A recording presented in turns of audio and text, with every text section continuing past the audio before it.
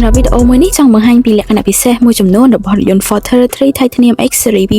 2026សម្រាប់ model ថ្មីនេះបងប្អូនដឹងហើយថាមានការផ្លាស់ប្ដូររចនាថ្មីទាំងខាងក្រៅនិងខាងក្នុងសម្រាប់ផ្នែកខាងក្នុងនៃ Territory 2026គឺយើងរចនាឡើងមកគឺបែបប្រណិតទាន់សម័យចំណែកកៅអីរបស់យើងគឺយើងជាកៅអីអូតូហើយសម្រាប់ស្បែកពុះគឺយើង design ឡើងមកគឺពណ៌ទឹកក្រូចពណ៌ថ្មីកូដគឺយើងប្រើប្រាស់ជាមួយនឹងចង្កូត electronic ងាយស្រួលនៅក្នុងការបបើកបរគ្រប់កលៈទេសៈផ្លូវរួមជាមួយនឹងអេក្រង់ digital និង touch screen ទំហំ 24.3 អ៊ីង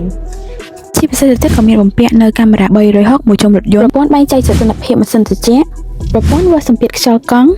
និងមានត្រៃមុតចំនួន4សម្រាប់ប្រើប្រាស់ទៅតាមកលៈទេសៈផ្លូវនីមួយៗសម្រាប់ចង្កឹះលេខយើងប្រើជា electronic air shifter ប្រាំងដី electronic auto hold និង auto start stickកញ្ចក់ digital ឆ្លុះសកម្មភាពខាងក្រោយរួមជាមួយនឹងដំបូលកញ្ចក់ខាងលើមួយផ្ទាំងធំផងដែរចំណែកផ្នែកខាងក្រោយគឺមានសភាពធំទូលាយមែនទែនបងប្អូនអាចផ្ទុកសមាជិករហូតដល់3ឬក៏4នាក់នៅខាងក្រោយនេះហើយជាពិសេសទៅទៀតសម្រាប់ផ្នែកខាងក្រោយក៏យើងមានបំពាក់នៅម៉ាស៊ីនត្រជាក់ផងដែរសម្រាប់បងប្អូនទាំងអស់គ្នាចូលមកដល់ក្លឹបអូតូខាងក្រោយគឺមានសភាពធំទូលាយមែនទែនបងប្អូនទាំងអស់គ្នាអាចផ្ទុកអីវ៉ាន់ជាច្រើននៅក្នុងក្លឹបខាងក្រោយនេះបានហើយជាពិសេសទៅទៀតក៏យើងមានកង់ស្គួរនៅខាងក្រោមនេះជូនបងប្អូនទាំងអស់គ្នាមួយផងដែរអញ្ចឹងសម្រាប់បងប្អូនទាំងអស់គ្នាត្រូវការសាកសួរព័ត៌មានបន្ថែមទាក់ទងជាមួយនឹងយន្ត Ford Territory ឬក៏ model ផ្សេងទៀតបងប្អូនអាចតាក់ទងទៅតាមលេខទូរស័ព្ទដែលបងប្អូនដាក់នៅខាងលើនេះឬក៏ឆាតមកផ្ទាល់ក៏បានអញ្ចឹងសម្រាប់វីដេអូនេះមានតែប៉ុណ្្នឹងទេសូមអរគុណជម្រាបលាបងប្អូនទាំងអស់គ្នា